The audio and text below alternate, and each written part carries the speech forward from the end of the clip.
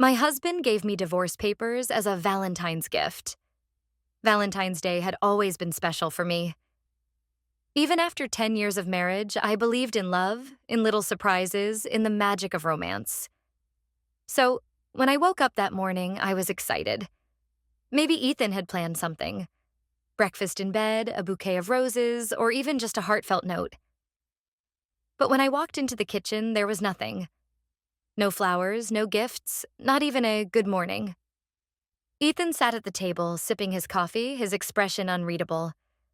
"Happy Valentine's Day," I said, forcing a smile. He glanced up, nodded, and then reached for an envelope beside him. "This is for you." A spark of hope ignited in me. Maybe a letter? A sweet, nostalgic message?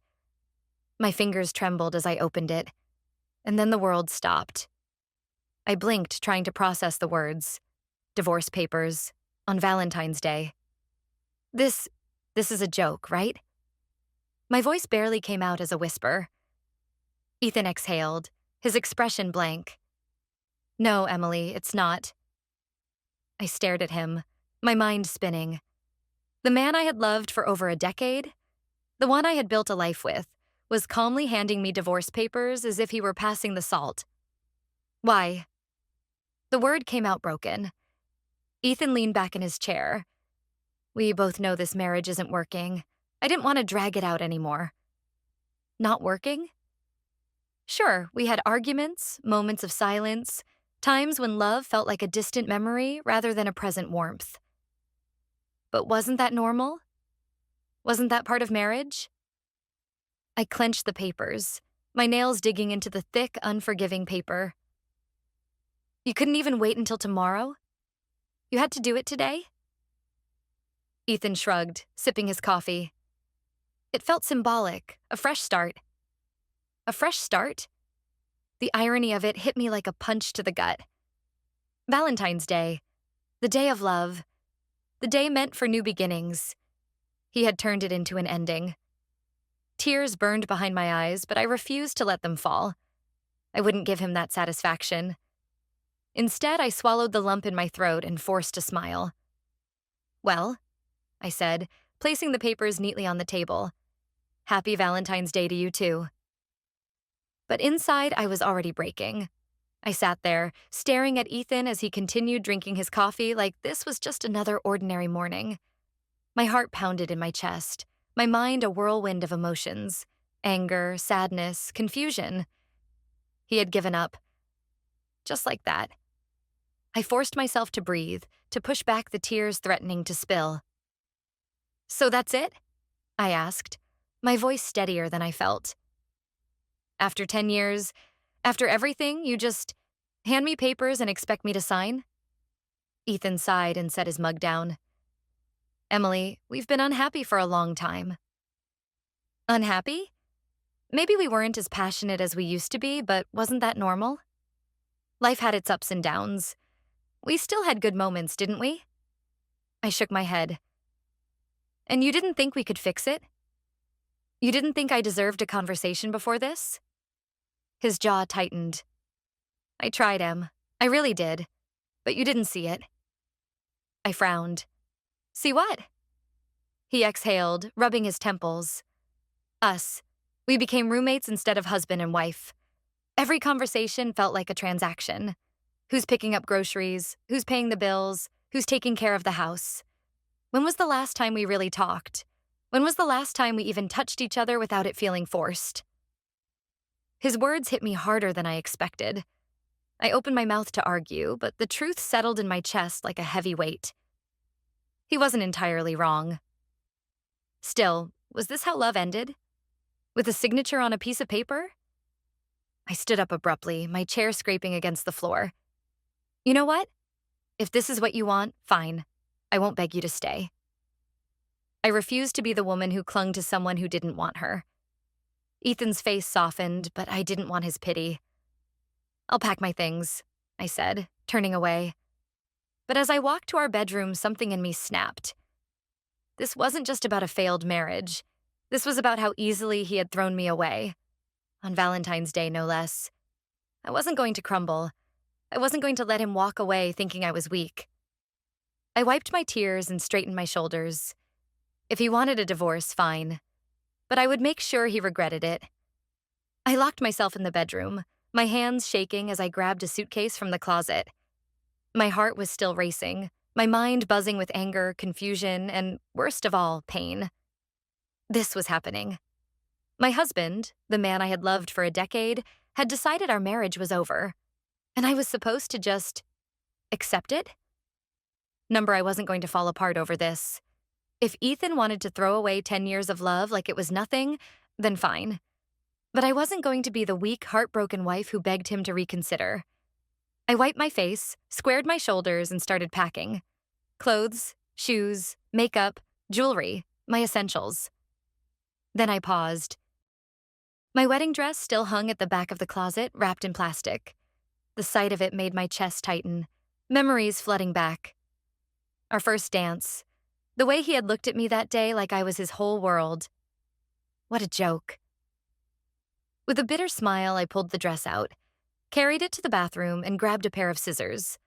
The fabric was thick, but I didn't stop until the once pristine gown was in shreds. The sound of tearing lace was strangely satisfying. Letting out a breath, I tossed the ruined dress into the trash. A knock on the door startled me. Emily? Ethan's voice was hesitant. Can we talk? I rolled my eyes. Haven't we done enough talking? There was a long silence. Then, I didn't want to hurt you like this. I scoffed. Oh, really? You thought Valentine's Day was the best time to serve me divorce papers? He sighed. It wasn't about hurting you. It was about giving us both a fresh start. I yanked the door open, glaring at him. Stop saying that. You wanted a fresh start. You decided. You never even gave me a chance to fight for us. Ethan's eyes flickered with something. Guilt, maybe? But he didn't argue. I took a deep breath, my voice calmer but firm. I don't need you to feel sorry for me, Ethan. If you want a divorce, you'll get it. But I promise you this. I won't be the one left broken. His expression changed, like my words had caught him off guard. I grabbed my suitcase and brushed past him, my head held high. This wasn't the end of me. It was just the beginning. I walked out of that house without looking back. Not because I wasn't hurting. I was. My heart felt like it had been ripped apart, stomped on, and then neatly handed back to me in the form of legal paperwork. But I refused to let Ethan see my pain. As I stepped into my car, gripping the steering wheel tightly, reality hit me. Where was I going? What was I supposed to do now? We had built a life together, a home, a routine. And now, just like that, it was gone. I could have gone to a friend's house, but I wasn't in the mood for pitying looks and whispered condolences. I needed space. So, I drove. An hour later, I found myself at a boutique hotel on the outskirts of town. It was nothing fancy, but it was quiet. And right now, quiet was exactly what I needed. After checking in, I collapsed onto the bed, staring at the ceiling. My mind replayed every argument, every missed moment, every time we had drifted apart without realizing it. Had I really been blind to it all? I wasn't going to waste my time overanalyzing the past. I grabbed my phone, opened my contacts, and scrolled down to Olivia. My best friend answered on the first ring. Emily? What's wrong? I hesitated for a second, then exhaled. Ethan handed me divorce papers this morning. Happy freaking Valentine's Day to me. There was silence, followed by a string of colorful curses. That absolute, where are you? I'm coming to get you. I gave her the hotel's name, and within 30 minutes, she was knocking on my door, arms loaded with a bottle of wine, chocolates, and, of all things, a breakup makeover kit. Olivia marched into the room like a woman on a mission. All right, first things first. No crying over that man. I snorted. Already did that. She nodded approvingly. Good. Now, let's talk about what's next. You're free, babe. And I don't mean that in a sad, he left you kind of way. I mean in a you get to reinvent yourself kind of way. I raised an eyebrow. Reinvent myself? She grinned. Hell yeah. No more being Ethan's wife. You get to be Emily again. And trust me, she's been buried for way too long. Something about her words struck a chord in me. I had spent so many years compromising, adjusting, trying to make things work that I had forgotten what I wanted. Maybe Ethan had done me a favor. I took the wine glass she handed me and raised it in a toast. To new beginnings. Olivia clinked her glass against mine. And to making him regret ever letting you go. I didn't know what my next step was, but one thing was certain. I wasn't going to let this divorce define me. If Ethan wanted to move on, then so would I. And I'd make damn sure he knew exactly what he lost. The next morning, I woke up feeling different. Not healed, not yet. But something inside me had shifted. The sadness was still there, lingering like a dull ache. But beneath it was something new. Determination. I wasn't going to waste another second mourning a man who had already moved on in his mind. All right, Olivia said, sitting cross-legged on the hotel bed, sipping her coffee. It's time to make a plan. What's next for Emily? I stared at the ceiling for a long moment. I don't know. And that was the truth. For 10 years, my life had been intertwined with Ethan's. Our schedules, our routines, even our dreams. Everything had been built around us. Now there was just me, and I had no idea who that even was anymore. Olivia smirked. Then let's start with something simple. Step 1. The glow up. I rolled my eyes. A makeover isn't going to fix a decade of… Shh. She waved a finger at me. This isn't about him. This is about you. You need to look in the mirror and see a badass, independent woman, not the heartbroken wife he left behind. I sighed but couldn't help smiling. Fine. Where do we start? She clapped her hands. Salon, shopping, and maybe, just maybe, a little revenge. I raised an eyebrow. Revenge? She grinned. Not the crazy kind. Just a reminder to Ethan that he didn't leave behind some miserable, broken woman. He left behind a goddess. A few hours later, I barely recognized myself. My once shoulder-length brown hair was now styled in soft waves, cut just below my chin. Fresh, modern, and completely different from the way Ethan had always liked it. My wardrobe? No more boring neutrals. Olivia helped me pick out a wardrobe that screamed confidence. Bold colors, sleek heels, dresses that hugged in all the right places. I wasn't just changing my appearance. I was reclaiming myself. That night, Olivia dragged me to a rooftop bar downtown. No sulking, she warned as we walked in. Just fun. I laughed. I don't even remember how to have fun.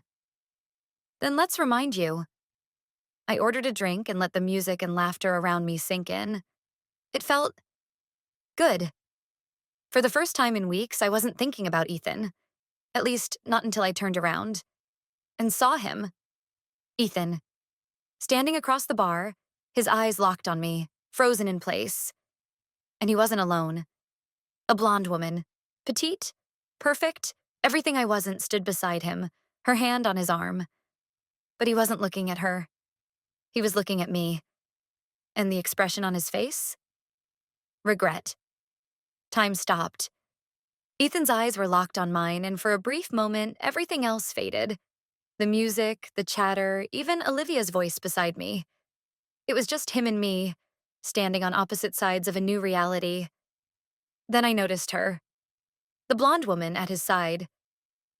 She was beautiful. Small waist, expensive dress, the kind of polished perfection that made my stomach twist for half a second before I caught myself. I wasn't that woman anymore. I wasn't the wife who shrank under his choices. I straightened my posture, took a slow sip of my drink, and turned to Olivia with a smile, as if I hadn't just seen the man who broke my heart. Olivia, of course, caught on immediately. Oh, hell no, she muttered under her breath, shooting Ethan a glare that could melt steel. This jackass has the nerve to show up here? Let's not make a scene, I said, forcing my voice to stay light. We're here to have fun, remember? But my heart betrayed me, pounding like a drum. And then Ethan moved. Leaving the blonde behind, he started toward me, his strides purposeful, his eyes dark with something I couldn't place. Was it regret? Jealousy? Or was I just imagining it? I turned away before he could reach me, but it was too late. Emily. His voice cut through the noise, just inches behind me. Damn it. I took a slow breath, forcing my expression into something cool and indifferent before facing him. Oh, Ethan. I said his name like I was struggling to remember it. His gaze swept over me, lingering a little too long. You look different. I smiled. Thank you. That was the goal. Something flickered in his eyes. Was it a flash of realization? Like he was finally seeing me as something other than the wife he had left behind? He cleared his throat. Can we talk? Olivia snorted. You had plenty of time to talk, buddy. You chose paperwork instead. I nearly laughed, but I kept my focus on him. I don't think there's anything left to say, Ethan. You made your decision, remember? His jaw tightened. Emily, Sorry, but I have plans. I cut him off smoothly, stepping past him before he could continue. And just like that, I walked away. Not because I wasn't still hurting. Not because I didn't have a million things I wanted to ask him. But because for the first time since he handed me those divorce papers, I was the one in control. And it felt damn good. I walked away, my head held high, but inside, my heart was racing. I could feel Ethan's eyes on me as I disappeared into the crowd. And for the first time in a long time, I wasn't the woman chasing after him. You owned that, Olivia whispered excitedly as we moved toward the bar. Did you see his face? He looked like he was about to pass out. I smirked, but my fingers still trembled around my glass. It doesn't matter. Uh-huh. Olivia tilted her head. So, why do you look like you just ran a marathon? I rolled my eyes. Because he caught me off guard, that's all. She didn't look convinced. You know what you need? A distraction. As if on cue, a deep voice cut through the noise beside me. Excuse me, it said smoothly. I couldn't help but notice how effortlessly you shut that guy down. I have to say, it was impressive. I turned, expecting some drunk guy with bad pickup lines. But what I saw made my breath catch. The man standing in front of me was the definition of confidence. Tall, dark-haired, with striking green eyes that held a playful challenge. He looked effortlessly put together, wearing a crisp black dress shirt rolled up at the sleeves, revealing strong forearms, and the smirk on his lips? Dangerous. I blinked. You saw that? He nodded, lifting his whiskey glass. Hard to miss. I think the whole bar just witnessed a live episode of The One Who Got Away. Olivia let out a very satisfied hum. Oh, I like him. I laughed softly, shaking my head. Well, if that's the case, I hope they all enjoyed the show. He leaned in slightly, his eyes never leaving mine. I know I did. My stomach did a tiny flip. When was the last time a man had looked at me like this? Certainly not Ethan.